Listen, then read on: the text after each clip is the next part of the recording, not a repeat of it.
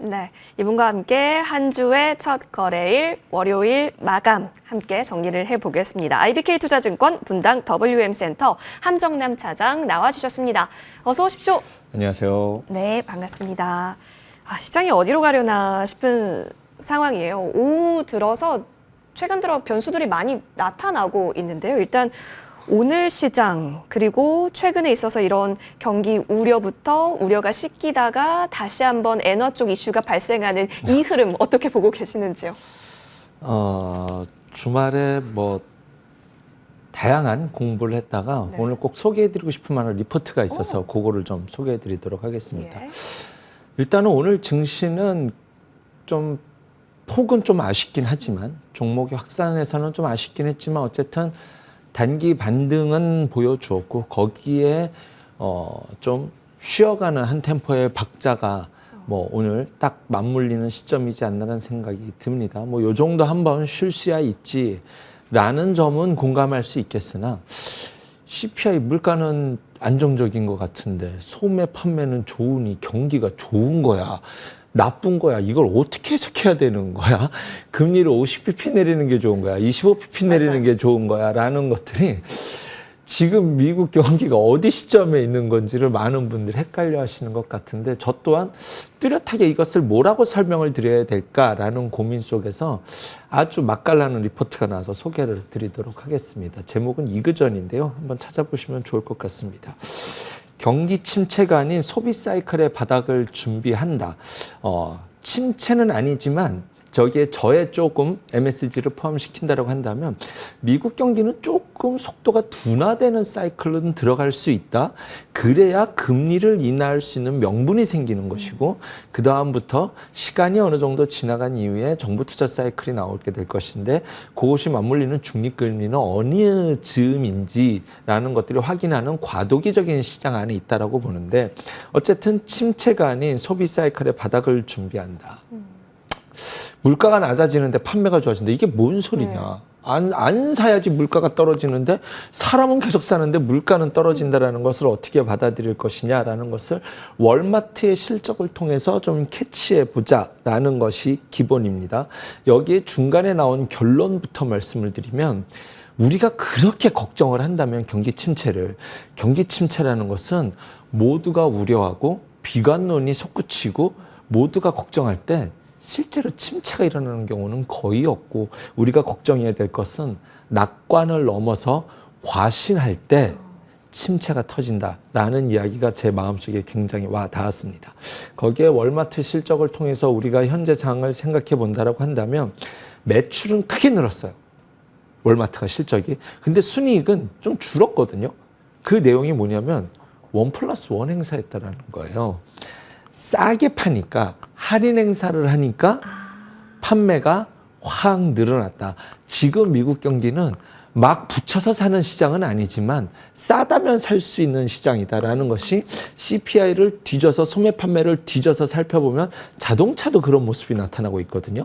인센티브가 증가했다는 내용 속에서 자동차 가격을 떨어뜨려서 파니까 자동차 판매량이 늘어났다라는 부분 해석이 가능하기 때문에 지금 미국 시장의 경기는 막 지금 우리가 생각하는 것처럼 엄청난 침체가 돼서 아무것도 안 사고 어떤 것도 할 수 없는 마비의 영역으로 들어가는 것은 아니라 시장에서 연준에서 기다렸었던 둔화의 시그널이 뜬다면 금리 인하를 해야지라는 명분 찾기에 들어가는 하나의 과정 속에 있는데 지금 시장은 좋다라고 말하기도 어렵고 떨어진다라고 말하기도 어렵겠지만 지금의 CPI와 PPI를 해석해 본다라고 한다면 이것은 싸게만 판다면 여기서는 충분히 매수할 수 있는 그런 경기에 들어가 있고 이렇게 한다면 기업 입장에서는 재고를 한 차례 충분히 털어낼 수 있는 그런 사이클로 진입하지 않는다는 생각이 듭니다. 마진을 줄지만 매출이 늘어나는 것으로 당분간 시장의 해석이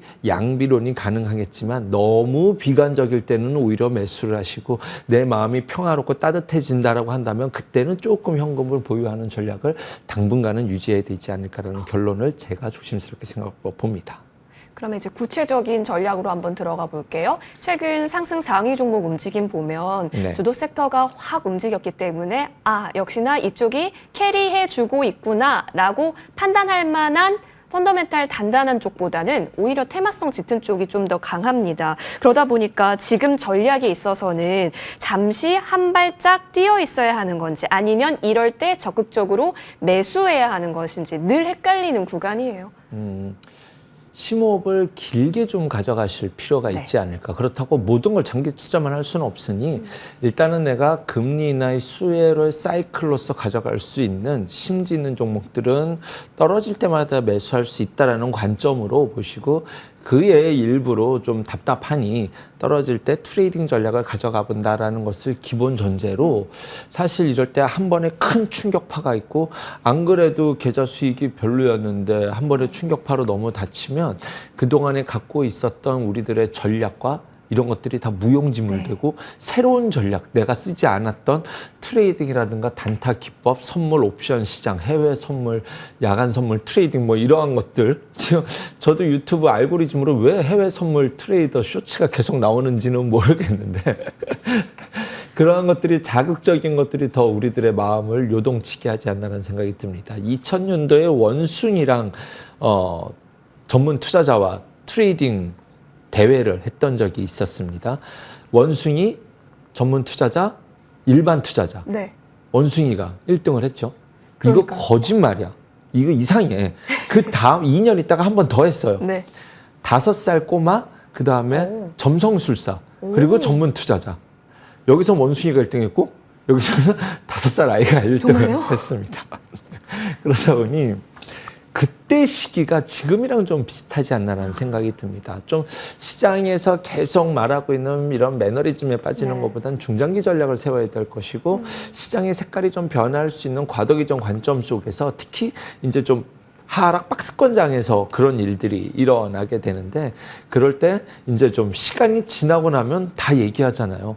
그때가 매수 기회였다 이런 이야기하고 엔비디아를 10년 전에 샀으면 지금 1000배 먹는데 내가 지금 그런 매매법을 갖고 있는지를 확인하는 게 더 중요합니다.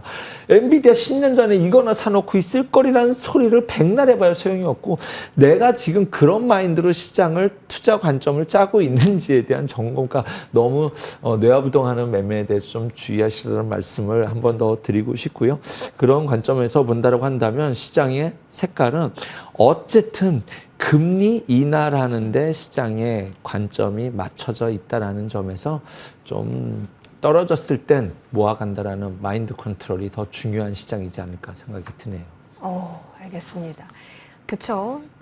우리가 뭔지 모를 넥스트 엔비디아 종목을 나중에 봤을 때 그걸 지금 눈에서 볼 수 있도록 하기 위한 전략이 있는가 먼저 점검해 보자. 껄껄하는 시간에 그런 전략이 있는지를 한번 점검해 보자라고 말씀해 주셨는데요.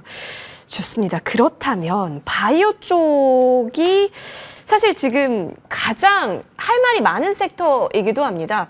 코로나19 쪽 그리고 이제는 엠폭스라고 불러야 하죠. 그쪽. 네. 여기에 더해서 실적이 끌어줬었던 대형 그리고 학회 모멘텀이 있는 바이오까지 무궁무진한데요. 여기 뭐 미용기기까지 뭐 헬스케어 단으로 확장시키면 할 말이 더 많죠. 어떤 트레이딩적 성격으로는 어떻게 보세요? 요즘 시장 색깔에 딱 맞는 섹터가 바이오인데 종목이나 이런 걸 추천해 드리기는 어려울 것 같습니다. 왜냐하면 변동성이 크기 때문에 바이오는 한 번 물리면 또 마음이 심적 고통이 크지 않습니까? 그래서 종목을 추천해 드리기는 어렵지만 오늘 바이오를 보면서 코로나가 확산되고 있다는 뉴스를 들은 지 꽤 됐죠. 그죠? 네. 그죠? 꽤 됐죠. 그런데 이제 또 이맘때 되니 다시 움직이고 있습니다. 그것은 바이오 섹터뿐만이 아니라 지금 시장의 색깔이 테마성 짙은 시장으로 들어갔다. 조금 단기적으로 시장이 박스권 국면, 조정 국면 내에 있을 때 이런 현상들이 나타나서 길게는 9월의 금리 인하 시점까지 짧으면 뭐 잭슨홀 미팅까지가 될지는 모르겠습니다만 시장이 당분간은 뉴스의 흐름에 따라서 또는 이벤트의 등장에 따라서 이렇게 좀 자극적으로 움직일 수 있는 테마성 장세가 이루어질 수 있다라는 것, 여기에 바이오 섹터가 이제 한 자리를 차지하면서 스펙트럼이 확 넓어지고 있는 느낌입니다. 그래서 중소형주가 여기저기 뛸 수 있기 때문에 이럴 때는 좀 다음 주자가 어떤 것이 올 수 있는지 올라가는 종목 쫓아매면서 뭐 단타 상프로튀기 하시는 분들은 워낙 많지만 그런 종목은 섹터를 제시해 드리는 건 아무 의미가 없지 않습니까? 그렇지 않다고 한다면 다음 섹터를 준비하는 종목들을 기다려 보시는 그런 종목들에서 여전히 2군 종목들의 기다림이 좀 눈여겨 보여집니다. 리가캠이라든가 한올바이오파마라든가 ABL바이오, 에이프릴바이오 종목들은 여전히 다음 주자로서 나의 타이밍을 기다리고 있다는 의심 정도는 충분히 가져가 볼 수 있는데 어쨌든 시장 전체 색깔이 오늘 바이오에서 느낄 수 있듯이 시장이 좀 전반적으로 테마화되고 있다는 것을 염두에 둔 대응 전략, 트레이딩 전략을 짜보신다면 업종별로 스펙트럼 좀 늘어날 수도 있지 않을까라는 생각도 가져봅니다.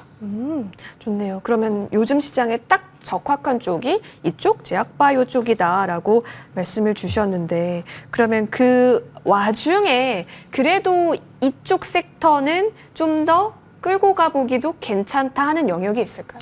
일단은 주말에 뭐 전 종목 돌렸을 때 가장 눈에 띈 종목이 이제 휴젤이라는 종목이었습니다. 톡신? 오늘 네, 톡스 쪽 오늘 신고가 돌파했죠. 네. 뭐 이 자리에서 사라고 말씀을 드리는 것은 아닙니다. 뭐 사도 될 것 같기는 한데 이 자리에서 매수하시면 왜냐하면 장이 반등을 주면 오늘 올랐던 종목들은 바로 쉴 거기 때문에 시장이 약할 때 어떤 종목들이 가는지 최근에 삼성화재가 그래요. 장 빠지면 열심히 올라가고 시장 올라가면 거꾸로 가고 얘는 왜 청개구리가 됐는지는 모르겠는데 시장이 좀 이렇게 좀 조정을 줄 때 나만의 색깔과 나만의 매력을 돋보이면서 움직이는 종목이 휴젤이니 다음번에 지수가 좋아서 이 종목이 조정을 준다면 그 다음번에는 다시 한번 조정해서는 적극적으로 공략해 볼 수도 있지 않을까. 일단은 화장품 실적이 크게 한번 다쳤을 때 아모레가 다쳤잖아요. 맞아요. 그쪽으로 이제 자금을 조금 들어가기가 쉽지 않다라고 한다면 화장품보다는 미용으로 확대 해석을 해볼 수 있지 않을까라는 관점 속에서 톡신과 관련된 뭐 휴젤, 그다음에 대웅제약, 메디톡스, 제테마 이런 종목들에 대해서 이제는 화장품에서 이쪽으로 좀 이동을 될 수 있을 만한 시그널이 오늘 휴젤이 대장이 되었고 이제는 테마성 시장이 됐으니 그 아랫단 종목으로 종목의 스펙트럼 확산이 되는지에 대한 준비 또는 관심을 가져볼 수 있을 만한 날이 오늘이 되지 않을까 생각해 보네요. 알겠습니다. 사실 미용 의료기기라고 우리가 얘기를 하고 있는데 사실 지금 들어보면 톡신 얘기거든요. 그러니까 조금 더 큰 범위로 가서 다시 좀 미용 의료 기기 딴 얘기를 들어보면 뭐 클래시스라든지 가장 선봉장에 서 있죠. 오히려 이쪽은 화장품이 갈 때도 꽤 기대 수익만큼 안 올라줬었던 느낌이 있었는데 오히려 요즘도 톡신이 더 잘 가면 잘 갔지. 이런 미용 기기를 사용하고 파는 쪽에 있어서는 왜 그렇게 뜨뜻미지근한 걸까요, 차장님? 글쎄요. 지금 시장 분위기가 그래서 그런 거지.